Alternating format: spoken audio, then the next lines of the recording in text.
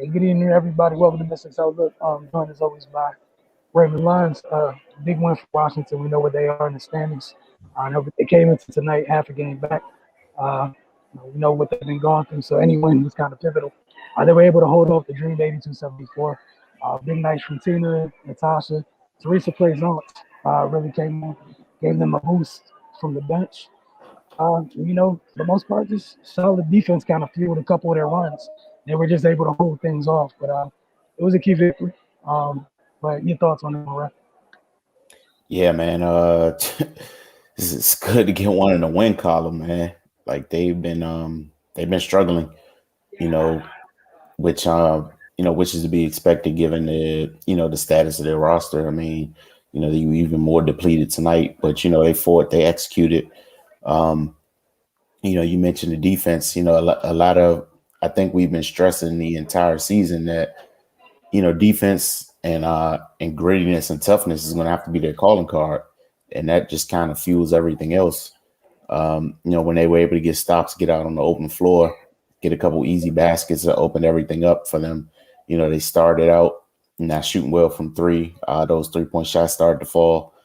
Then, Tina woke up and everything just sort of fell into place. It was a good total win for them. More things went right than went wrong. It was the first time they were dominant on the glass and in second chance points in a while. Also with the bench production, that's been typically been a weak point for them. But they were able to outperform Atlanta's reserves in this game. And then Tina Charles, man, she's back to her MVP form. This was really her first Tina Charles game since she's come back from injury.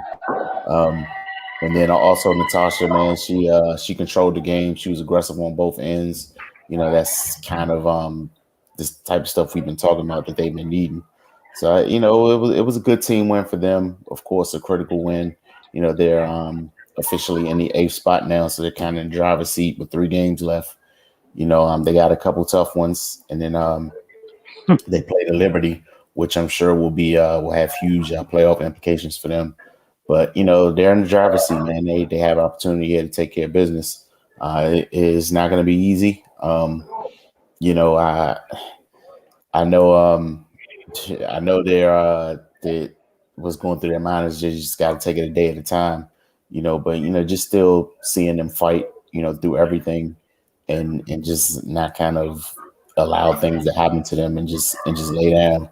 That's just the type of team they are. And that's the DNA put into them by the coach. So yeah, man, it's going to be interesting to see what happens. Hopefully they can get some rest and get charged up and get ready for Chicago. That's going to be a tough game. If they can do some of the things they were able to do tonight, then they'll have a fighting chance. But yeah, man, it's just coming down the stretch of the season. I can't imagine, what they're feeling like and what they're going through. Just having to continuously go to battle, without all of your troops. People just gonna have to grow up and step up. So yeah, man, we'll see what happens. If they're able to scrape their way into the playoffs, then that would just be a testament to their fortitude, throughout the season, because it's been an uphill battle the whole way. So so I mean, I don't know, man. We'll see. Hopefully they can get it done. Yeah, I mean, you mentioned all the things they've been through, the adversity they've dealt with. Bottom line, at the end of the day, they're eighth at the moment, regardless of how they got here. They're eighth at the moment. You still got a chance. The other thing I'm looking towards, I know you mentioned the Liberty game. They play the Sky on the road on Sunday. Um, Kind of for me, regardless of what happens, because if they get that win, that's even better. Thinking big picture, just worst case scenario, say they drop one to the Sky again against Liberty. They got like 5 days in between that game for a team. If you could possibly get somebody back, say you get Ariel Hmm. Maisha back for at least one of the two for the Liberty game. I'm not looking at Chicago, but Liberty game. That's as close to what you would want going into the last 2 games of the season. Where I know he mentioned he wanted the last 4 games of the season. From an optimistic standpoint, is possibly going to the last 4 with as many of your guys as possible. No, we know kind of Elena's off the board as of right now, but get my Eastern Ariel back, it goes a long way. But what's important, both teams were missing folks tonight. No excuses for either group. Washington got it done, and got to regroup and get ready for Chicago because there's two versions of Chicago. It's the Kings version and the non-Kansas version, and both versions are kind of tough right now because they're a little bit in a little bit better place health-wise than Washington. I'm also just wanted to, I put this up earlier prematurely, but shout out to Tina Charles tonight, passing DMV on Rebecca Brunson, an all-time rebounder list. Look at Big Phil, still climbing, right? Um, but Tina passed Rebecca, so shout out to Tina for that. What was it tonight? 26 and 16. Yeah, 26 and 16 tonight. But yeah, quality. Just a much needed one, and we'll get a little bit of time to recover. Big one. Every game, like you said, you've been to the past couple weeks. Every game, big one down the stretch. I know they're in eighth. You took a look at the standings already, I assume. Are they a half game up or is it a full game up?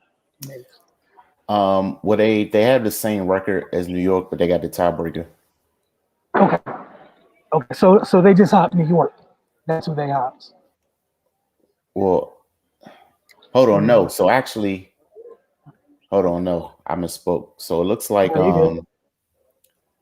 they split with the Liberty so far. So that's why that game next week is that much more pivotal. Right, yeah. They had the tiebreaker over the Sparks, who was one game behind. And and Dallas, they're a game ahead, and they held the tiebreaker over Washington. Right. Okay, so it looks like Dallas is in seventh. Yeah. Right. Okay. With the tiebreaker. So yeah, for Washington, look, they still control their destiny. What more can you ask after all the stuff they've dealt with this year? But if you have nothing else, Ray, go ahead and close out, and we'll see you guys on Sunday afternoon. All right. Did you have anything else, Ray? Nah, man, it's just been a wild season. It's actually been a wild 2 seasons, man. Like I know, yeah. I know, man. I know Tebow. He's like, man, I'm getting too old for this. It was just watching his range of emotions in the game on the sideline.